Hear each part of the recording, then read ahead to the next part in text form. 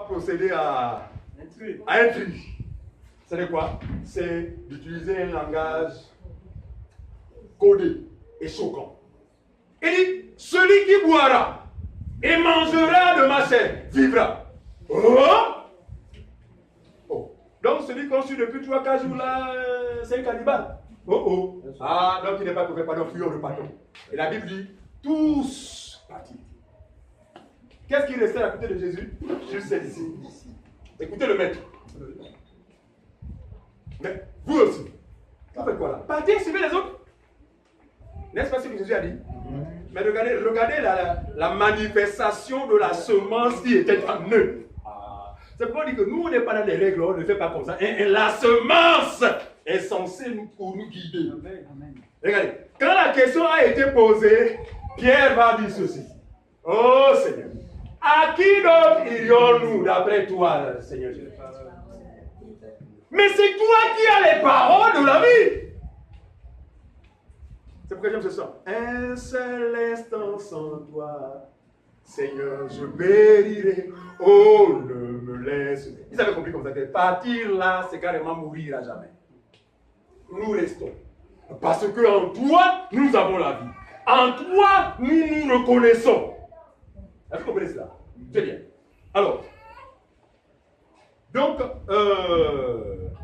la vie éternelle consiste dans la connaissance du Fils. Et le Fils, c'est quoi? Le Fils, c'est la parole.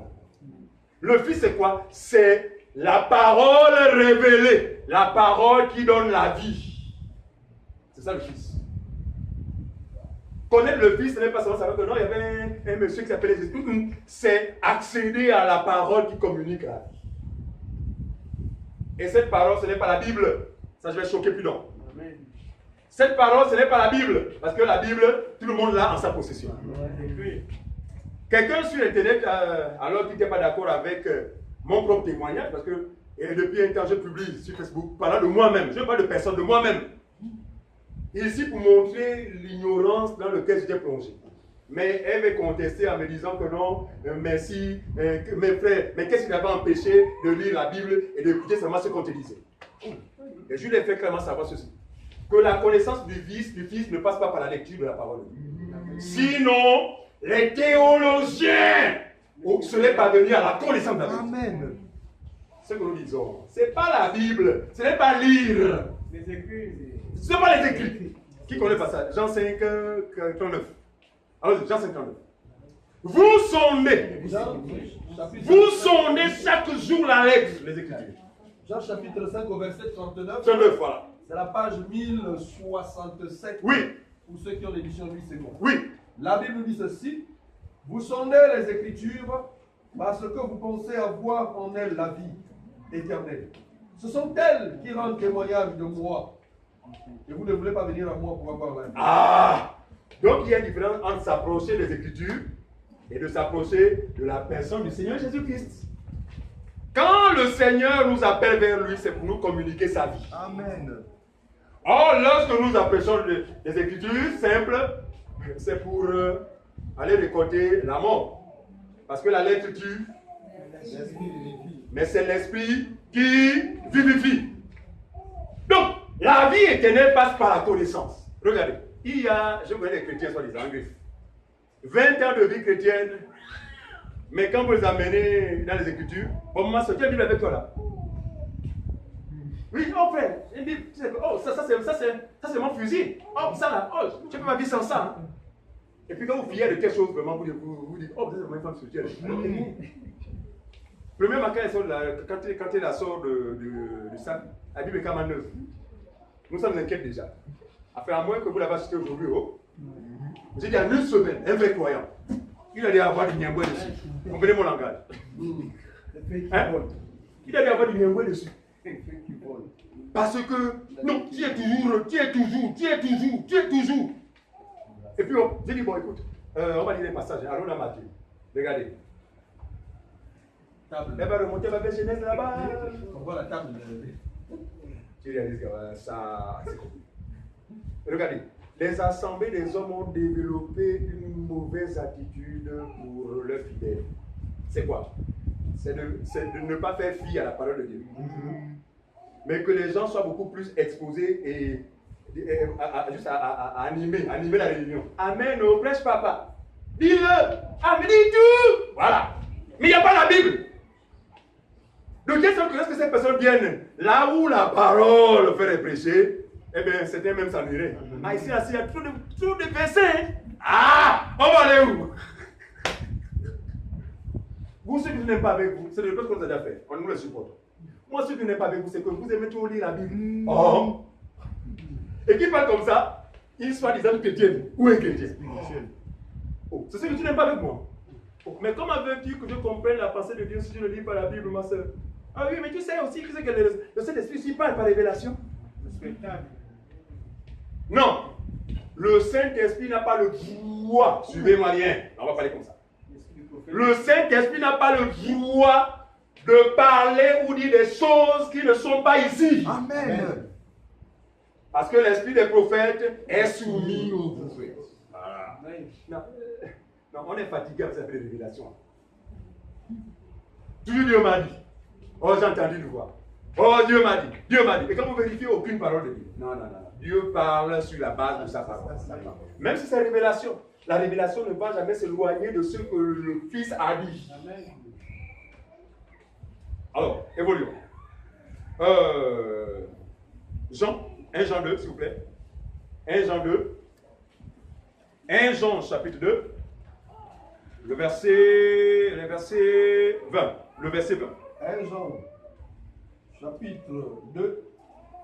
Le verset 20. Oui. C'est à la page 1244. Pour ceux qui ont l'édition de Louis II. 1 Jean chapitre 2, verset 20 nous dit ceci. Suivez.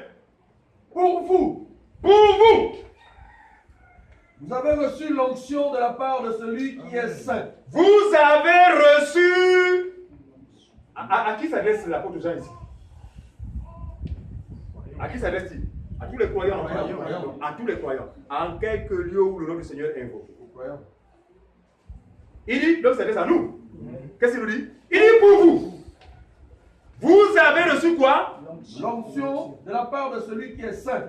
De la part de celui qui est saint. Continue, frère. Et vous avez tous de la connaissance. Est-ce que vous comprenez cela? Donc, qu'est-ce que nous découvrons? L'onction donne quoi? La connaissance. Attends. Qui dit onction dit connaissance. Je ne sais pas si c'est clair. Comprenons les choses.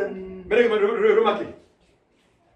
Combien on se termine à la bouche du matin au soir? Oh, l'onction, c'est l'onction. J'ai l'onction. Non, je dis que non, tu sais que moi, non, moi j'ai l'onction du mariage. Oh.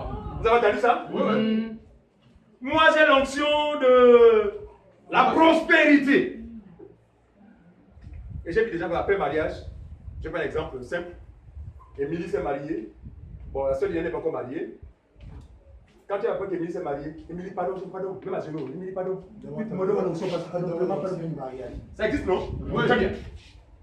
Ce sont les démons qui vous inspirent à ce moment précis. Pourquoi? Parce que Dieu ne s'éloigne pas de sa parole. C'est là que nous attrapons, peut-être. Dieu ne s'éloigne pas de sa parole. L'onction, c'est le Saint-Esprit. Et il n'y en a pas deux. Amen. Il n'y en a pas trois. Il n'y a pas d'onction de mariage, onction de ceci. Ça n'existe pas. Il n'y a qu'une seule onction. C'est le Saint-Esprit. Et quand Dieu vous l'accorde, Dieu vise quel but? La connaissance de la vérité. Et donc, à partir d'aujourd'hui, celui qui vous dit qu'il a l'onction, en qui vous verrez l'ignorance, non, il n'a pas le Saint-Esprit. Prêchez-lui la bonne nouvelle pour qu'il croie, pour qu'il reçoive le Saint-Esprit. Voilà. Présentez-lui la bonne nouvelle de façon à ce que la personne croie pour que l'onction lui soit accordée. Et celui-ci en lui le conduira forcément à faire quoi? À avoir accès à la connaissance de la vérité. Regardez le souhait de l'apôtre Pierre. Allons-y, 2 Pierre. Pierre dit ceci. 2 Pierre 1, verset 2. 2 Pierre 1, verset 2.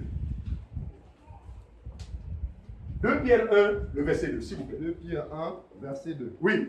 Que la grâce et la paix vous soient multipliées par la connaissance de Dieu Seigneur Jésus. et de Jésus-Christ. Mais reprends, frère, doucement.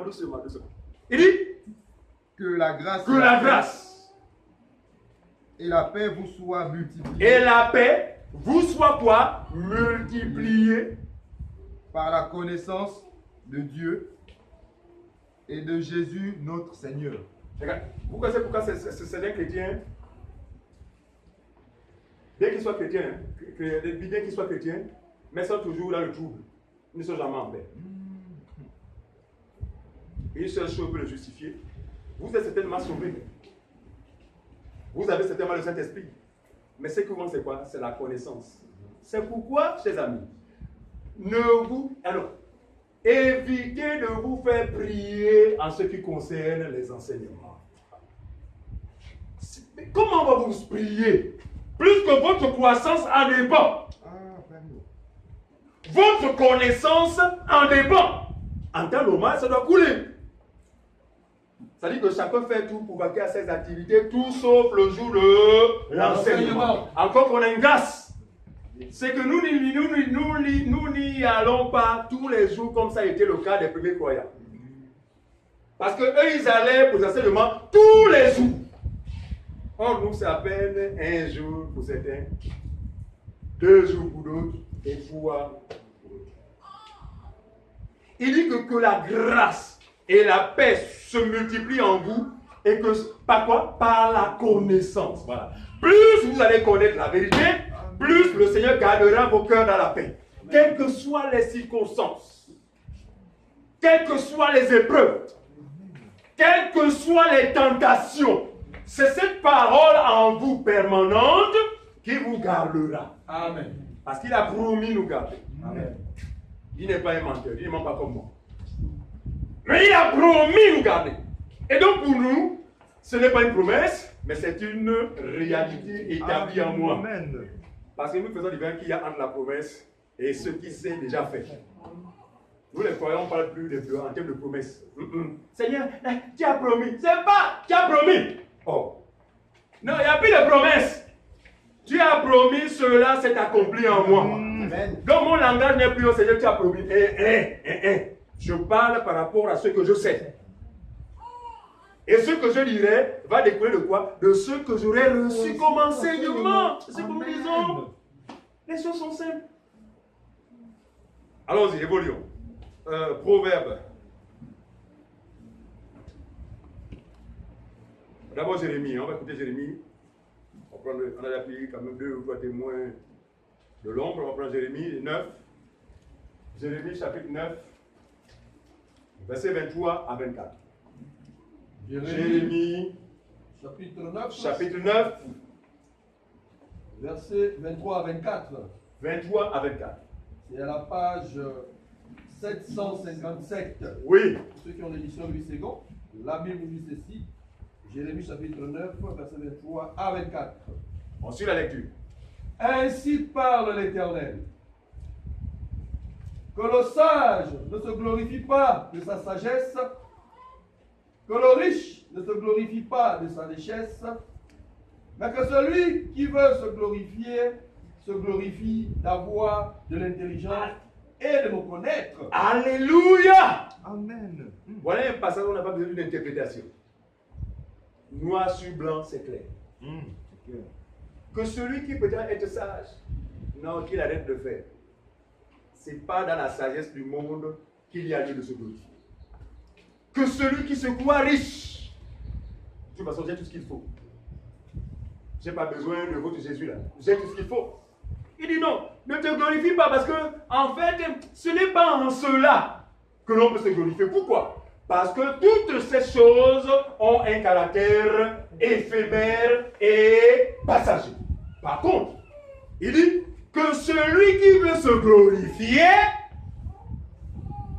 reprends cette partie, frère. Mais que celui qui veut se glorifier, oui, se glorifie d'avoir de l'intelligence. D'avoir de l'intelligence, donc d'avoir la capacité de comprendre les choses de Dieu. Nous n'avons pas l'habitude d'expliquer la parole de Dieu en français. Parce que si on va consulter M. Larousse, l'intelligence, il vous dira, il parlait de quoi? Les étudiants. Larousse, l'intelligence, c'est quoi? Ah. Heureusement que Dieu n'est pas français. Heureusement. Parce que si le était français, on aurait du mal à le comprendre. Dieu n'est pas un anglophone. Mais Dieu est Dieu. Dieu est esprit. Il dit, mes paroles sont esprit et vie. Donc nous, quand nous voyons l'intelligence, c'est quoi? C'est la capacité de comprendre les Écritures. Regardez, lorsque les disciples du Seigneur Jésus-Christ, après que le maître fut mort, ils étaient désemparés.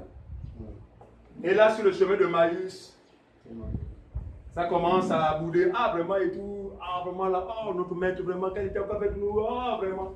Et Jésus va se joindre à eux. Suivez. Mais sans que ceux-ci ne s'aperçoivent que c'est le Seigneur Jésus. Mais Jésus leur dit à Matthieu, qu'est-ce que vous racontez là? Ah, les gars, ils vont même répondre à Jésus en disant, attends, quoi, tu penses que tu es le seul qui habite à Jérusalem? Tu n'es pas au courant de ce qui s'est passé. Comme vouloir informer le Seigneur Jésus de ce que lui-même a expérimenté. C'était lui. Mais pourtant ils ont marché avec lui. Ils le connaissent. Comment ne l'ont-ils pas reconnu? Parce qu'après sa résurrection, il n'a plus été le Jésus de Nazareth. C'est ce qu'on dit. Amen. Non. Si c'était Jésus de Nazareth, les disciples allaient le reconnaître facilement. C'est le maître. C'est pourquoi Paul va dire que nous ne le connaissons plus selon la chair. Mais nous le connaissons maintenant selon l'esprit. Donc quand il dit à Jésus, quand il est vers les disciples, ce n'est pas étonnant que les disciples aient du mal à le reconnaître. Mais il ne le laissera pas dans cette situation. Il va faire quoi? Il va les amener quelque part pour manger. Toi, assieds-toi. Assieds-toi. Regardez. Ce n'est pas la seule scène. Hein. Ils avaient faim. Et puis il a pris quoi? Le pain était entier. Symbole de la lettre. Qui est en possession de tout le monde. Le catholique a la lettre. En face, là, ils ont la lettre. Mais regardez, vous pouvez avoir la lettre qu'on appelle le pain. Mais si ce pain n'est pas fractionné, l'explication, la révélation. C'est pourquoi il a suffi que le Seigneur prenne ce pain-là pour leur montrer que personne ne peut me connaître si moi-même je ne me révèle à ce rêve. Qu'est-ce qu'il va faire? Il va rompre ce pain. Et la Bible dit, et les yeux s'ouvrirent et reconnurent le maître. Et le Seigneur ne s'arrête pas là. La Bible dit, il leur imposa les mains afin qu'ils comprissent les Écritures. C'est écrit. Luc 24 là-bas, 45-47 là-bas. Et il leur ouvrit l'intelligence. Il leur ouvrit l'esprit pour comprendre les Écritures. Or, le prophète dit, reprends le passage on a dit Jérémie. Oui, vas-y. 9. Est-ce que c'est ça? Oui. Avoir l'intelligence et la connaissance. Jérémie 9, 23, 24. Voilà, allons-y. Ainsi parle l'Éternel. Oui. Que le sage ne se glorifie pas de sa sagesse. Très bien. Que le fort ne se glorifie pas de sa force. Oui. Que le riche ne se glorifie pas de sa richesse. Oui. Mais que celui qui veut se glorifie d'avoir de l'intelligence et de me connaître. Très bien. Donc il faut d'abord de l'intelligence avant de le connaître. La connaissance ne précède pas l'intelligence. L'intelligence pour nous c'est quoi? Il faut que Dieu d'abord vous ouvre l'esprit, voilà, de façon à accéder à la connaissance qui vous communique la vie éternelle. Amen. C'est qui est écrit? La suite? De me connaître, de savoir que je suis l'Éternel qui exauce la bonté, le droit à la justice sur la terre. Voilà, on peut s'arrêter là. Donc vous voyez bien que personne ne peut connaître le Seigneur par ses propres moyens. C'est pourquoi, regardez, nous ne sommes pas étonnants aujourd'hui des faux enseignements qui sont distillés ici et là par des gens qui ont cherché à connaître Dieu de façon humaine. Mécanique. Voilà. Ils sont allés à l'école pour aller apprendre Dieu. 1 an, 2 ans de formation. Et ils en sortent avec un papier et qui colle fièrement du côté du cœur. Ils en sont des bishops, des super bishops. Regardez.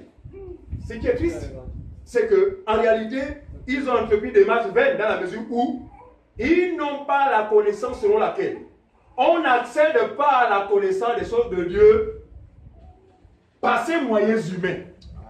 Mais c'est Dieu dans sa grâce et dans sa bonté qui vous ouvre l'esprit de façon à vous communiquer la connaissance.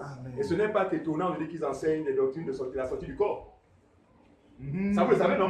Les assemblées où les pasteurs, il y avait une nouvelle doctrine qu'on appelle la doctrine de sortie du corps. Donc, c'est quoi? Ce sont toujours cette catégorie de faux prophètes-là.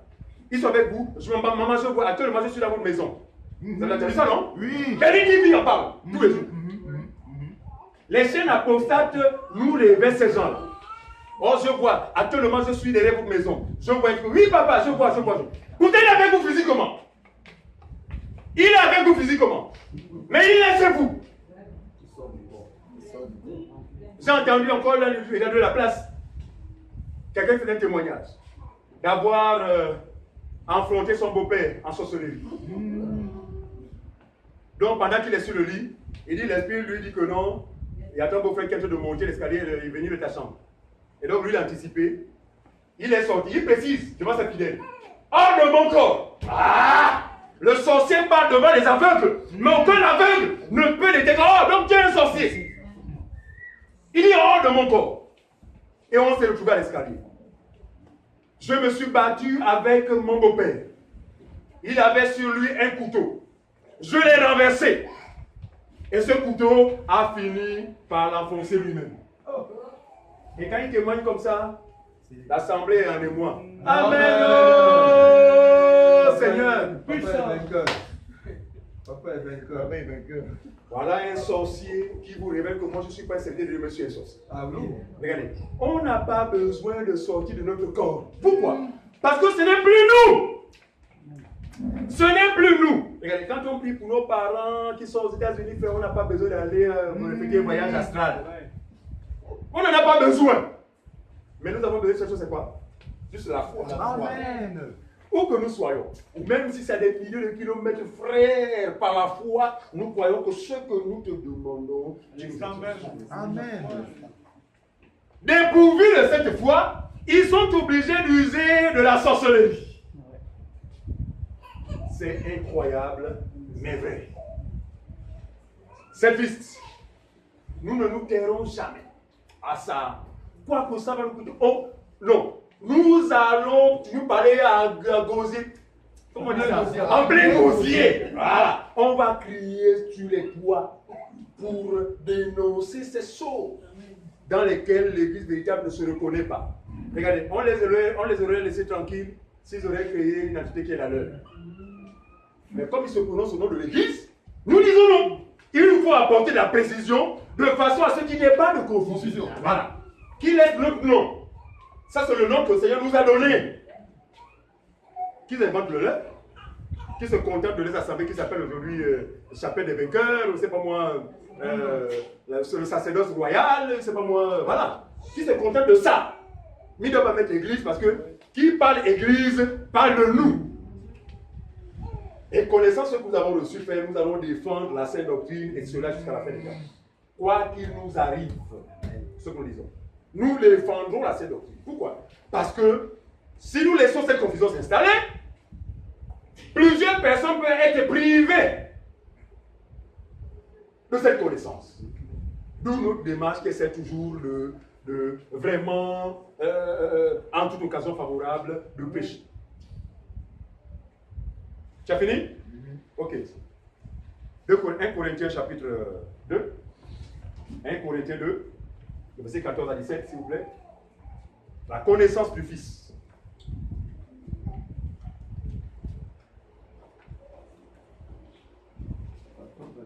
1 Corinthiens 2, verset 14 à 17. 14 à 17. Mais l'homme animal ne reçoit pas les choses de l'Esprit de Dieu, Très bien. car elles sont une folie pour lui. L'homme naturel a du mal à comprendre les choses de Dieu. À ses yeux, ces choses sont une folie. Continue, frère. Elles sont une folie pour lui, Oui. et il ne peut les connaître. Vous savez pourquoi il ne peut les connaître? Est-ce que vous savez pourquoi l'homme naturel ne peut les connaître? Hein? Parce que Dieu ne lui a pas encore ouvert l'esprit. Donc il n'a pas Dieu ne lui a pas encore communiqué l'intelligence. C'est pourquoi il dit il ne peut. Et c'est ce que nous avions été par le passé. Mais il a fallu que cette grâce nous soit accordée pour comprendre les Écritures. Aujourd'hui, nous n'en avons grâce à Dieu. Continue, mon frère. Il ne peut les connaître parce Oui. que c'est spirituellement qu'on en juge. C'est spirituellement qu'on en juge. L'homme spirituel, au contraire, juge de tout. Juge le tout Et il n'est lui-même jugé par personne. par personne. Car qui a connu la pensée du Seigneur pour l'instruire? Or, nous avons la pensée de Christ. Paul dit, mais nous avons cette connaissance. Nous avons cette pensée que le monde ne peut connaître, que l'homme naturel ne peut connaître. Ensuite, Non, c'est bon. 17. Ça s'arrête jusqu'à 16. Ok, dernier passage, s'il vous plaît. 2 Corinthiens toujours. On va aller à 2 Corinthiens cette fois. On va prendre le verset 4, 3 à 7. 2 Corinthiens 4, 2 Corinthiens 4, verset 3 3 à à 7. 7. Si notre évangile est encore voilé, il est voilé pour ceux qui périssent. Ce qui est écrit, autrement dit, si les gens ont du mal à comprendre la pensée qui se cache derrière les Écritures, c'est parce qu'en cela ils témoignent qu'ils sont dans ils sont encore dans la mort. Ils ne sont pas sauvés. Ce qui est écrit. Ensuite, Pour les incrédules dont le Dieu de ce siècle a aveuglé leur intelligence. pour les incrédules, dont le Dieu de ce siècle a aveuglé quoi? L'intelligence. Pourquoi? Dans quel but? Afin qu'ils ne fixent. Afin qu'ils ne Afin qu'ils ne vissent pas briller la splendeur de l'évangile de la gloire de Christ. Donc ce que Satan fait, c'est aveugler l'intelligence des hommes. Dans quel but? Les empêcher en fait d'accéder à la connaissance. De la gloire de Christ. De telle sorte que même lorsque vous leur parlerez clairement de l'évangile, mais il va leur jeter ce voile-là. C'est-à-dire qu'à l'instant, ils vous diront non, amen, vraiment c'est la vérité. Mais au sortir de là, bye bye. Et c'est Satan qui fait ça. Regardez, s'il y a une chose pour laquelle Satan vraiment réunit tout, enfin, laquelle il prend toutes les dispositions, c'est quoi? C'est empêcher les gens d'accéder à la vérité. C'est pourquoi il se déploie en inventant des doctrines qui sont juste là pour vous distraire, afin de vous éloigner de ce qui est fondamental. C'est pour la conscience de la vérité. C'est pourquoi, lorsque le Seigneur vous appelle, non, vous quittez ces choses-là. Vous quittez ces choses-là parce que vous aurez non seulement, comme j'imagine, je souhaitais me mettre à la peau de l'apôtre Paul, lorsque ses yeux s'ouvrirent. Mon Dieu! Quelle sensation! Quel état d'esprit! Mon Dieu! Oh Seigneur, merci. Je pense que ce jour-là, toute la journée, Paul a dit, il a dit merci. Parce qu'il était loin d'imaginer qu'il était en désaccord avec lui. Malgré son zèle, malgré la connaissance de la loi. Parce qu'il dit quelque part que, non, j'ai été un jeune au milieu d'autres jeunes. Mais je me suis distingué de ma génération par la connaissance et la maîtrise de la loi. Mais quand il fit la rencontre du véritable, il dit que cette connaissance-là, qui était pour moi un gain, est devenue à mes yeux comme de la boue. C'est comme donc il y a connaissance et connaissance. Regardez, votre connaissance scientifique vous donnera de faire des progrès dans ce monde. Voilà Dieu, d'accord? Et d'ailleurs aujourd'hui nous utilisons l'Android. Gloire à Dieu. Votre connaissance intellectuelle, non, vous aidera dans cette vie. Non, ça, il n'y a pas de débat. Mais ce que nous voulons préciser, c'est que votre connaissance, qui est celle du monde, ne vous donnera jamais d'accéder à la vie. Et pour cela, comme disait le prophète, s'il y a de se glorifier, ce n'est que pour une seule chose. Laquelle? Oh Seigneur Jésus, connaître le véritable. Or, la vie éternelle, c'est de te connaître toi, le seul vrai Dieu, et celui que tu as envoyé. celui que Dieu a envoyé, c'est sa parole. Donc, pour nous, l'objectif c'est quoi? C'est connaître sa parole. Et vous ne la connaîtrez que par le canal des hommes que Dieu a appelés et appelés. Si ce sont des gens qui sont improvisés, ils ne feront que vous empoisonner, autrement dit, vous préparer avant la mort éternelle. De la même manière, les ministres du Seigneur Jésus ont pour responsabilité de préparer les brebis du Seigneur à la vie éternelle. Les faux ministres, de leur côté aussi, ont pour responsabilité de la part de leur maître de préparer aussi les brebis de Satan à quoi? À la mort éternelle. Et cette mort passera par quoi? Par les faux enseignements.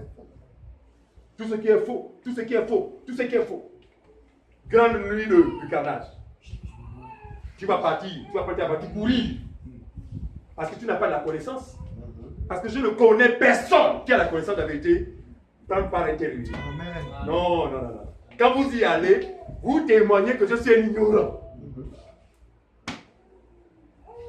Vous irez lorsque vous aurez pour thème en finir avec ses grands-parents.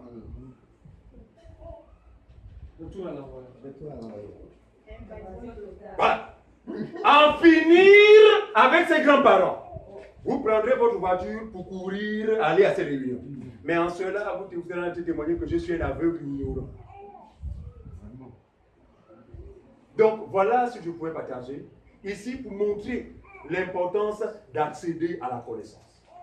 Et vous n'y accéderez pas autrement que par les enseignements.